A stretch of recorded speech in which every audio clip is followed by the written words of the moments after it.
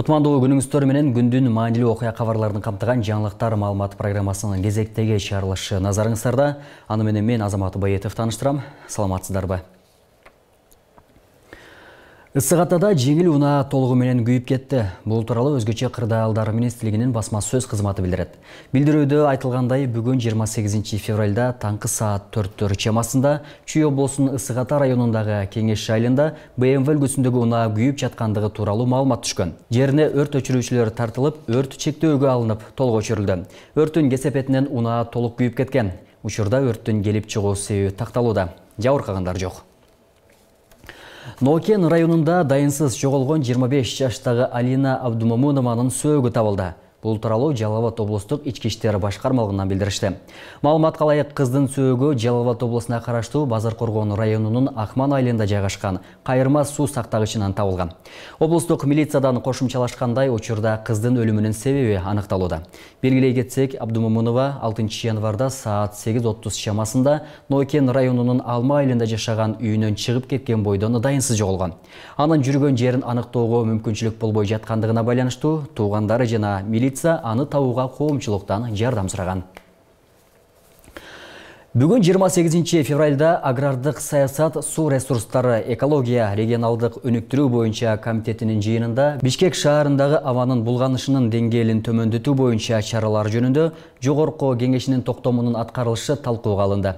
Буга чейин да аталган маселе каралып, бирок тармактык комитет токтомдун аткарылышын дагы бир жолу талкуулоо чечимине келген.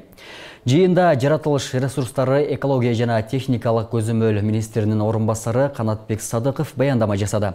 Талкуу маалында депутат Жалалиддин Нурбаев Иман Нуру парламенттик фракциясынын баг отургузуу демилгесин эске алып, аларды багуу, сугаруу маселелерине өзгөчө көңүл буруу керектигин кошумчалады.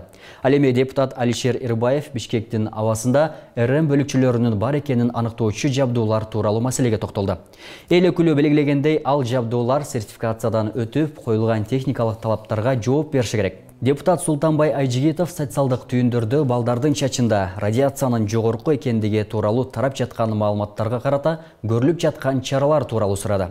Өз кезегинде саламаттыкты сактоо министринин орун басары Улубек Бектурганов аталган маалымат далилденбегенин белгиледи.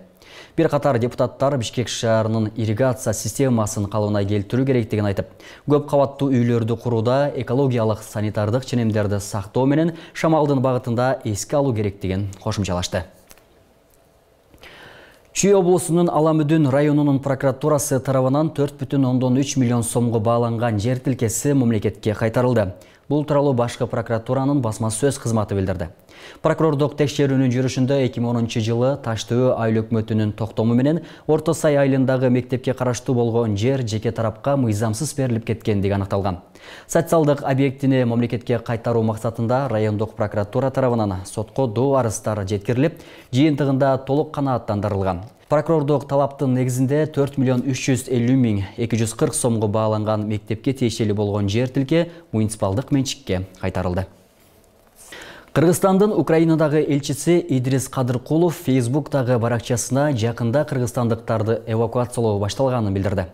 Жарым сааттын ичинде Украинада коменданттык сааттын убактысы бүтөт. Андан кийин биздин жарандарды эвакуациялоону баштайбыз. Жыйынтыгы боюнча кошумча маалымат беребиз деп жазган. Мындан мурда Тышкы иштер министрлиги 27 февралда кыргызстандыктардын тобу Украин-Польша чегарасынан өткөнүн, алар азыркы учурда Польшанын Кензежин-Козлер шаарында коопсуз жайда экенин кабарлаган. Кыргызстандын Польшадагы ардактуу консулу мейманканага жайгаштырууну уюштурган. Ошондой эле Кыргызстандын Молдовадагы ардактуу консулунун көмөгү менен Украин-Молдова чегарасынан өткөн Кыргызстандын жарандары учурда Кишинев шаарындагы Лиардайдагы Манас юрт Village комплексинде турушат. Өзгөчө кырдаалдар министрлиги чукул билдирүү таратып, тоолуу аймактарда кар көчкү түшүү коркунучу тууралуу эскертти. Алсак 1 марттан 3 мартка чейин күтүлүп жаткан жаан-чачынга байланыштуу Кыргызстандын тоолуу райондорунда, тактап айтканда, Алабука-Канышкыя унаа жолунун 68-75 чакырымында, 89-101 чакырымдарында жана Красная Горка-Акташ унаа жолунун 1-4 чакырымдарында кар көчкү түшүүсү жана кар күрткүсү күтүлөт. Жолдор тайгалак болуп муздоңот. Министрлик унаалардын ортосундагы 500 метр аралыкты кыймыл чектелиши зарыл экендигин эскертет. Ардактуу телекөрүүчүлөр, сиздерге жеткирилүүчү маанилүү делген кабарлардын топтомун мына ушулар түздү. Жаңылыктардын кечки толукталган чыгарылышын саат 19:00 көрсөңүздөр болот. Күнүңүздөр ийгиликтүү жыйынтыкталсын. Амандыкта жолугушалы.